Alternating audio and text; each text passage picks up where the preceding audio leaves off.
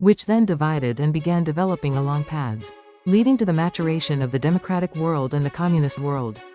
The Cain-type and Abel-type views of life worked in tandem to break down medieval feudal society and later, absolute monarchy and imperialism, just as God's providence progresses while riding on the currents of its time.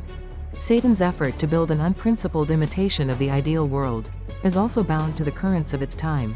When the prevailing social order obstructs the formation of new societies, including those furthering Satan's goals, Satan joins in the fight to destroy it. In a similar fashion, fascism had become an obstacle to both Satan's side and God's side, because the providence of restoration through indemnity required that God temporarily permit Satan's side to form the communist world. The Soviet Union in the Second World War was allowed to join forces with the nations on God's side to destroy fascism, in order that it might quickly build up its communist state. Nevertheless, as soon as the Second World War was over, the communist world and the democratic world separated like oil and water. 4.3.5 The providential causes behind the Second World War.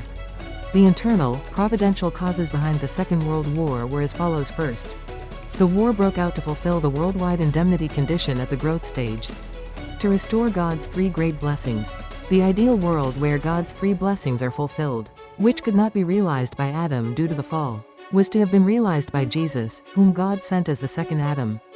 Yet this ideal was realized only spiritually, because Jesus died on the cross. Since Satan tries to realize in advance a defective imitation of the ideal world, at the consummation of history, there will surely emerge an unprincipled world which has realized defectively the outward form of the three great blessings at the growth stage.